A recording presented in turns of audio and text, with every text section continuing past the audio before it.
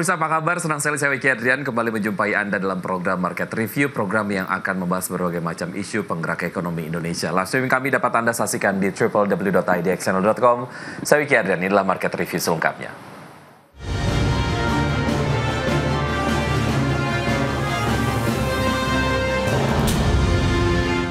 Pemirsa, Badan Pusat Statistik mencatat surplus neraca perdagangan sepanjang April 2025 sebesar 160 juta dolar Amerika dan realisasi tersebut menjadi yang terendah dalam tren 60 bulan terakhir atau sejak Mei 2020. Gejolak perdagangan dunia termasuk geoekonomi perang dagang Amerika Serikat masih menyelimuti tekanan perdagangan global.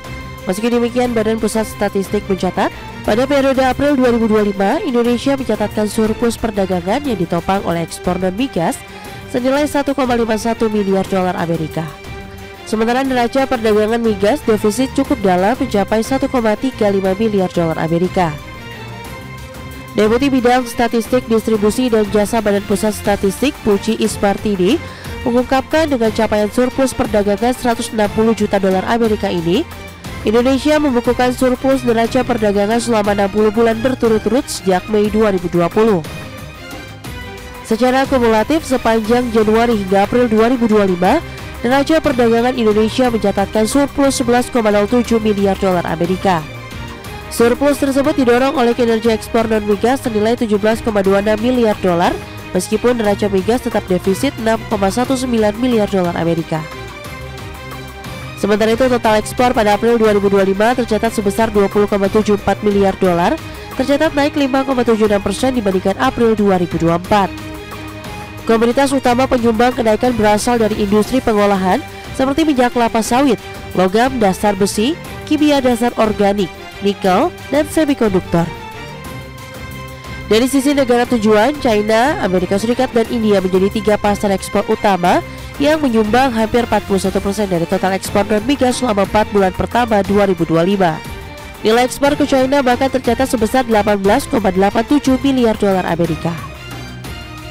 Meskipun masih mencapai tren nilai perdagangan yang surplus, namun tekanan besar masih datang dari sisi impor, di mana BPS mencatat tekanan dari lonjakan impor terutama di sektor non-migas tumbuh hampir 30% secara tahunan.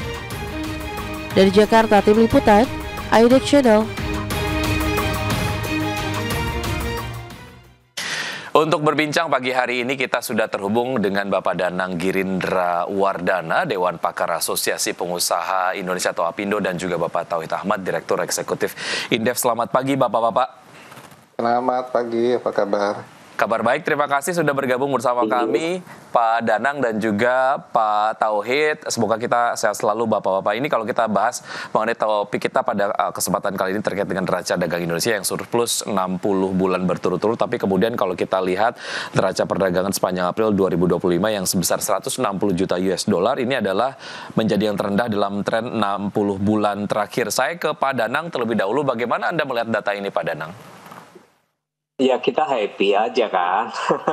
Dunia selama surplus ya Pak? Melihat surplus tuh selalu happy ya. Tapi selain happy kita juga harus sedikit was-was juga mengapa terjadi defisit itu meskipun kecil ya.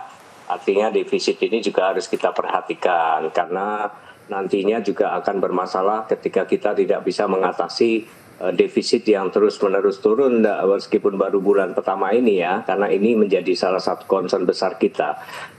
Intinya kalaupun kita saat ini terjadi surplus, pasti negara-negara lain yang menghadapi trade defisit dengan Indonesia juga tidak akan berdiam diri. Mereka juga akan melakukan satu tindakan nyata di dalam negeri mereka untuk meningkatkan nilai ekspor sehingga defisitnya tidak akan terus-menerus terjadi oleh mereka. Jadi kita nggak boleh berbangga diri lah. Dalam waktu yang pendek ini kita mengalami situasi sedikit defisit, artinya ada perbaikan di internal mereka dan bagaimana kita mengatasi atau mensiasati supaya ini bisa menjadi umpan balik kepada pembenahan iklim investasi di dalam negeri kita supaya tidak terjadi lagi defisit di bulan depan.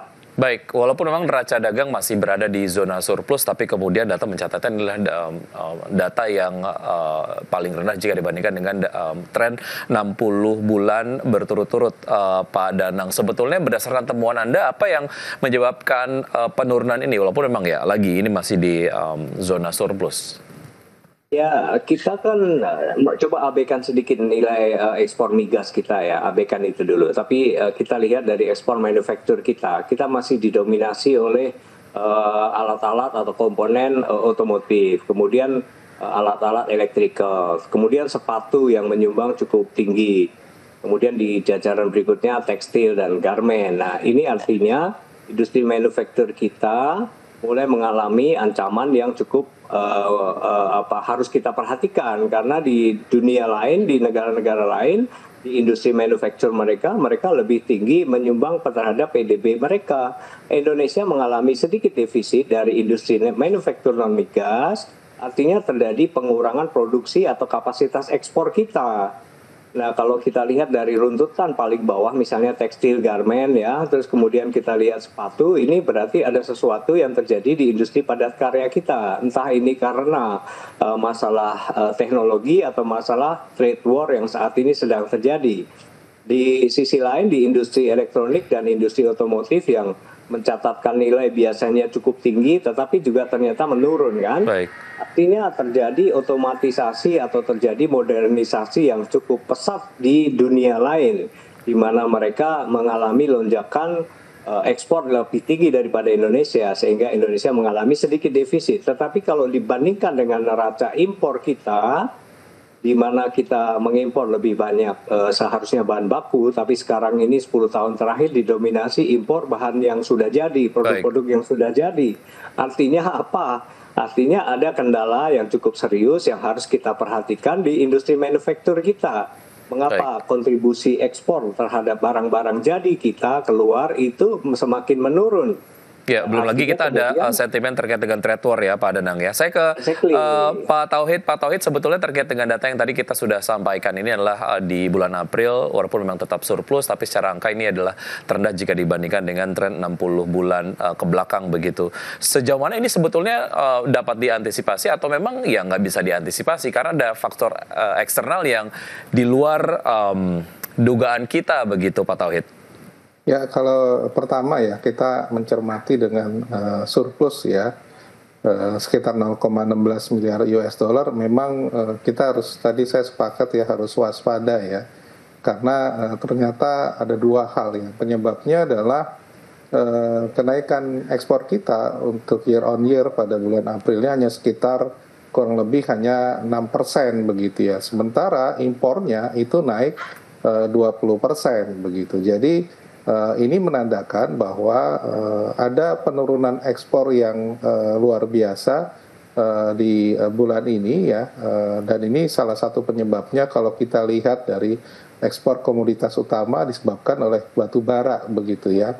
Batu bara ini memang kalau kita lihat dalam 3 bulan terakhir ini terjadi penurunan harga yang tadinya mungkin di atas sekitar 111, sekarang sudah sekitar harga batu bara itu kurang lebih sekitar 98 US dollar per metric ton gitu ya. Jadi ini sangat mempengaruhi daripada penerimaan kita terutama dari sisi ekspor begitu. Nah, sementara sisi ekspor kita yang growth-nya itu meningkat sekitar 20%, itu memang dipengaruhi oleh kebutuhan bahan baku industri yang cukup besar. Nah, ini yang kemudian menurut saya juga menjadi walaupun sisi lain ini adalah pertanda positif bahwa ekonomi domestik bergerak, tapi ini menandakan industri dalam negeri kita memiliki ketergantungan bahan baku, terutama industri domestik ya. Saya kira ini yang saya kira menjadi satu hal yang menarik ya, karena di satu sisi PMI kita untuk bulan April ini di bawah 50, bahkan sekitar 47 atau 48. Artinya banyak sekali mungkin ya barang-barang yang diimpor ini untuk persediaan ya. karena situasi global lagi tidak menentu, banyak para pelaku industri melakukan persediaan cukup banyak, terutama barang impor, tetapi untuk penjualannya relatif berkurang begitu. Ini yang saya kira patut memang diwaspadi, terutama kondisi dampaknya ke dalam negeri. Patut diwaspadi dan juga patut diantisipasi begitu. Terkait dengan data ekspor di bulan April 2025, sejauh mana nih kemudian sebetulnya sudah diprediksi oleh teman-teman pelaku usaha, dan ke depan nampaknya terkait dengan trade war ini akan menjadi sebuah sentimen yang cukup panjang yang harus dihadapi teman-teman. Kira-kira apa yang bisa kita lakukan bersama begitu dari point of view teman-teman pengusaha dan juga harapan kepada pemerintah? Kita akan bahas saja berikut ini. Bapak-bapak tetap bersama kami akan segera kembali.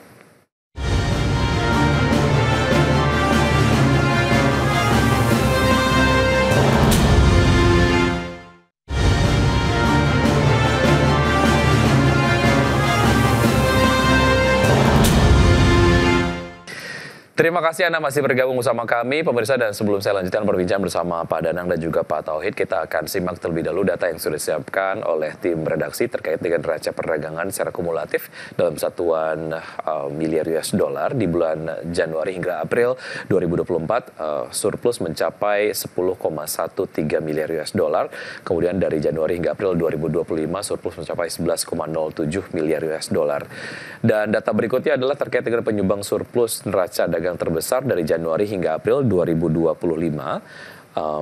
Amerika menjadi negara dengan penyumbang surplus terbesar untuk neraca dagang di Indonesia, mencapai 6,42 miliar US dollar. Kemudian setelahnya ada India dengan surplus yang disumbang oleh India sebesar 4 miliar US dollar, dan oleh Filipina sebanyak 2,92 miliar US dollar. Dengan data ekspor dan juga impor dari Januari hingga April 2025 dapat Anda saksikan di layar televisi untuk masing-masing mitra dagang. Kita lanjutkan perbincangan. Saya ke Pak Danang. Pak Danang, sebetulnya dari data yang sudah disampaikan terkait dengan neraca perdagangan di bulan April tahun 2025, sejauh mana ini menjadi sebuah data yang sebetulnya sudah diprediksi oleh teman-teman pelaku usaha, dan terkait dengan sentimen perang dagang, nampaknya ini akan mau tidak mau harus kita akui dan kita harus terima bahwa ini menjadi sebuah sentimen yang akan berjalan dalam jangka panjang begitu ya. At least kalau kita lihat period dari pemerintahan Donald Trump-nya sendiri, ya kurang lebih seperti itulah, sepanjang itulah sentimen perang dagang kita akan hadapi begitu. Terkait dengan ini seperti apa Pak Danang? Kita memperhatikan kondisi dalam negeri kita, memang kita menghadapi sejumlah kendala ya, terutama PMI manufacture kita juga sekarang ini saat ini menurun di 4,7 ya, jauh di bawah 5 ya. Artinya apa? Terjadi sebuah pelambatan dari terkait masalah-masalah produksi manufacture kita. Dan kita juga lihat terjadi pelemahan dalam kelas menengah kita, sehingga belanja kita juga berkurang kan, belanja produk-produk tersier terutama. Nah, ini menunjukkan bahwa seluruh rangkaian kegiatan itu, rangkaian siklus ekonomi makro kita itu juga menunjukkan bagaimana kapasitas ekspor kita, meskipun tidak selalu relevan begitu. Tapi kalau kita lihat dibandingkan dengan angka PMI ya, artinya terdapat pelambanan yang mana pemrosesan bahan baku yang kita kebanyakan masih impor itu tidak optimal seperti bulan-bulan sebelumnya, terutama juga ekspor kita ke Amerika yang menghadapi kendala kenaikan tarif dari Donald Trump ya. Meskipun saat ini juga kita lihat masih terdapat pending matters dari Mr. Donald Trump ya, di mana juga dibatalkan oleh majelis di Amerika. Nah, tetapi situasi psikologi semacam ini tentu saja akan membuat dunia manufacture kita juga akan mengurangi kapasitas produksinya. Kekhawatiran akan tidak terjual ke Amerika, sementara Amerika adalah industri negara dengan importasi tertinggi untuk urusan tekstil ya. Itu artinya dari segala produk manufaktur yang kita produksi, tekstil, garment, sepatu, elektronik, dan otomotif, mengalami pelambanan atau kekhawatiran akan melambat untuk ekspor ke Amerika. Sementara Amerika adalah market yang besar dari eksportasi kita. Nah, jumlah dari sekian banyak pelambanan itu mengakibatkan surplus kita juga berkurang, meskipun nilai kurangnya juga tidak terlalu besar ya saat ini ya, tapi ini akan cenderung, kekhawatiran kita akan cenderung terjadi dalam beberapa bulan ke depan. Baik. Mengingat aspek-aspek negosiasi yang sedang dilakukan juga belum menghasilkan satu potensi yang positif untuk memperbaiki keadaan. Dan ingat, kita saat ini mengalami situasi trade war yang lebih besar, angka pungutan ekspor kita ke Amerika dibandingkan negara kompetitor seperti Vietnam, Thailand, China, dan negara-negara produsen produk-produk padat karya yang ada gitu. Dan situasi ini harus benar-benar diperbaiki. Baik. Kalau tidak bisa, kita akan mengalami pelambanan produksi manufaktur secara lebih parah di bulan-bulan ke depan, Mas. Baik. Saya ke Pak Tauhid. Pak Tauhid bicara mengenai pengalihan pasar yang tadinya kemudian jika Indonesia secara performa ekspor terkendala dengan apa yang kemudian diterapkan retaliasi oleh pemerintah Amerika Serikat mengenai tarif impor begitu. Strategi biasanya dilakukan diantaranya adalah pengalihan pasar dan juga serapan domestik. Tapi kalau kita lihat terkait dengan pertumbuhan ekonomi di dalam negeri yang juga tentu saja ini didukung oleh serapan ataupun konsumsi domestik di dalam negeri. Malah kalau kita lihat data pertumbuhan ekonomi di bulan Mei 2025 mencatatkan deflasi. Kemudian kita juga ada facts yang juga kita hadapinya belakangan terkait dengan PHK. Anda melihat ini seperti apa? Seberapa urgent sebetulnya kinerja ekspor kemudian juga pertumbuhan ekonomi di Indonesia, Pak Tauhid? Ya, saya kira ya kalau kita lihat kan ekspor dan impor menyumbang sekitar 18 sampai 19 ya persen dari produk domestik bruto ya. Jadi kalau misalnya ternyata surplus kita semakin turun dan kenyataan di April, itu akan memperburuk potensi ekonomi kita terutama di triwulan kedua nanti begitu ya. Jadi sebisa mungkin ini tidak makin memburuk ya, tapi ini dikasih sinyalemen sih bulan April, mudah-mudahan surplusnya kembali normal lagi menjadi sekitar 3 sampai 4 miliar dolar per bulannya begitu. Nah, yang perlu diwaspadai sebenarnya dengan dampak Trump ini sebenarnya sudah mulai kerasa ya kalau saya lihat di data di April ya.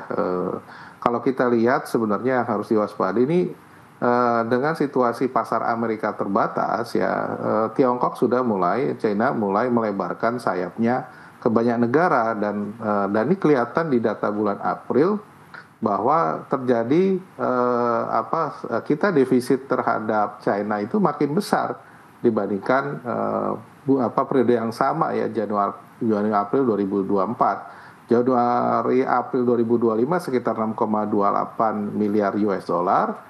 Di periode yang sama sekitar 3,02, jadi 2 kali lipat. Jadi sudah mulai bahwa dengan tarif Trump ini ya obral dari barang-barang Cina masuk ke banyak negara itu mulai terjadi dan itu ke kita.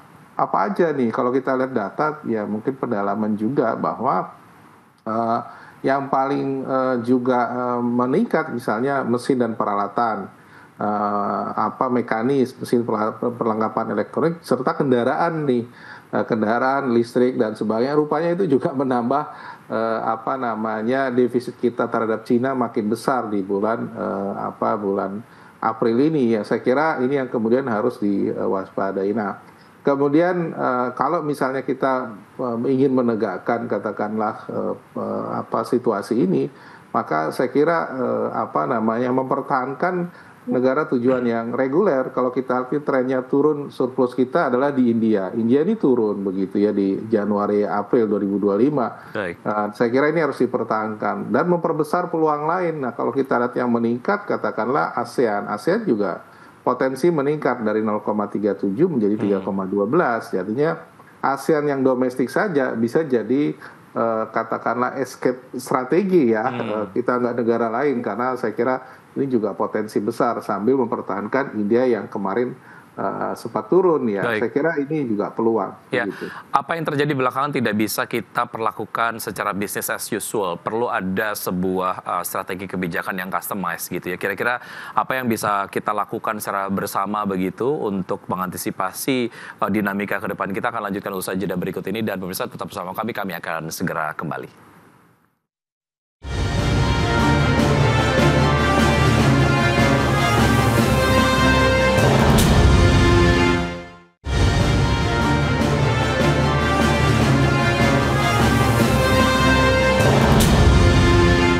Terima kasih Anda masih bergabung bersama kami, pemirsa, dan saya masih berbincang bersama Bapak Danang Girindra Wardana, Dewan Pakar Asosiasi Pengusaha Indonesia atau APindo, dan juga Bapak Tauhid Ahmad, Direktur Eksekutif Indef. Seperti yang tadi kemudian saya sampaikan, dinamika belakangan tidak bisa kita perlakukan secara business as usual, perlu ada sebuah kebijakan yang taktis dan juga gerak cepat begitu. Dari sudut pandang pengusaha, sebetulnya apa yang diharapkan Pak Danang? Karena kalau kita lihat dari apa yang sudah tercatat di bulan April, kemudian juga deflasi di bulan Mei, dan juga kita masih terus menghadapi sentimen terkait dengan PHK besar-besaran begitu di berbagai macam sektor. Apa yang diharapkan dari kekompakan pemerintah, kemudian juga insentif yang diharapkan dalam waktu dekat dan diharapkan akan efektif begitu Pak Danang? Ya, seluruh indikator-indikator makroekonomi kita itu kan sebenarnya adalah resultant ya, hasil dari serangkaian proses kebijakan yang diproduksi oleh pemerintah kita. Karena itu pemerintah sangat berperan dalam rangka menumbuhkan industri manufaktur dalam negeri kita dalam segala aspek ya, dalam segala pertumbuhan ekonominya, ada serapan tenaga kerja dan segala macam.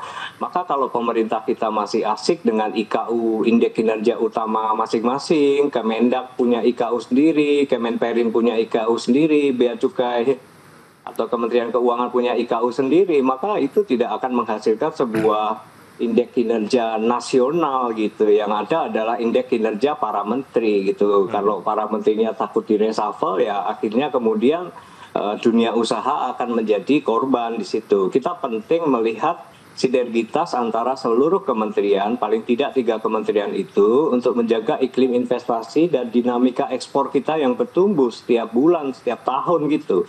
Nah, sekarang kita belum melihat adanya satu sinergitas yang masih belum baik ya antara 3 kementerian tersebut. Kementerian Perdagangan masih asik dengan formulasi Permendak yang bahkan Permendak 8 2024 yang menjadi masalah besar dalam industri manufaktur kita saat ini udah berusia lebih 1 tahun tidak pernah selesai revisinya gitu. Itu sangat mengganggu dunia industri.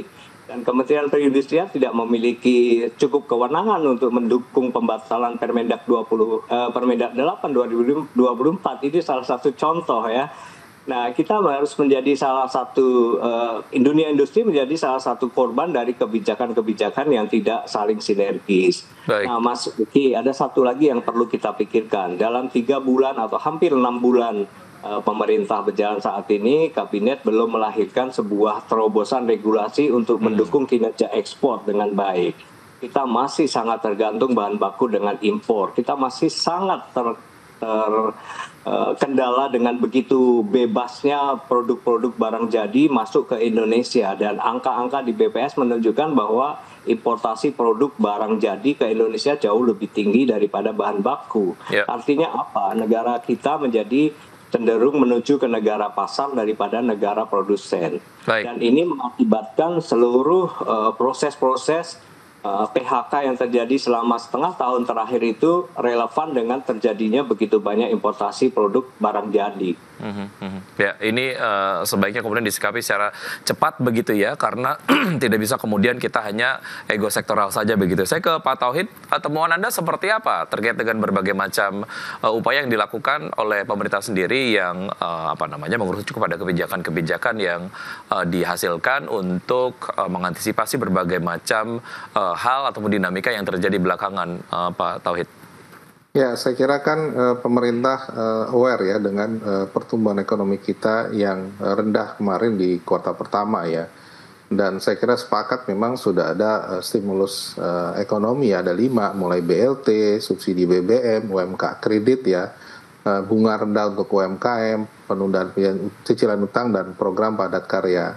Nah, ini memang membantu perekonomian domestik bergerak ya, baik mengurangi beban masyarakat dan meningkatkan daya beli. Tapi ada yang kelihatannya ketinggalan nih, ketinggalan paket stimulus yang merespon apa yang akan terjadi dengan situasi perdagangan global yang sudah terlihat di April ini menunjukkan penurunan begitu ya.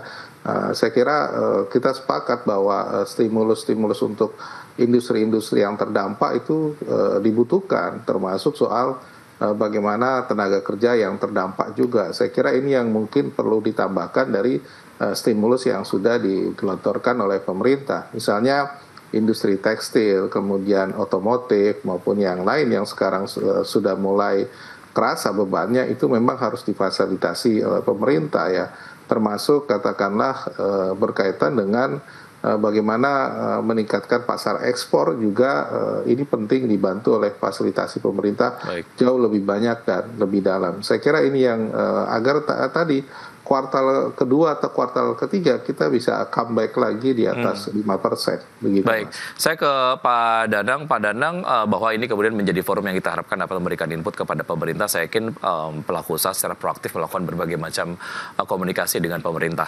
Dalam waktu dekat, koordinasi apa yang bisa disampaikan ataupun mungkin akan dilakukan dengan pemerintah agar kemudian apa yang kita perbincangkan hari ini berujung ke solusi efektif gitu, Pak Danang? Paling utama adalah kita sangat berharap agar pemerintahan yang berjalan 6 bulan terakhir ini dan seterusnya ya, pemerintahan Pak Prabowo ini lebih banyak mendengar dari dunia usaha daripada asik dengan pemikirannya sendiri. Kami paham betul para menteri adalah menteri-menteri yang kawakan ya saat ini ya.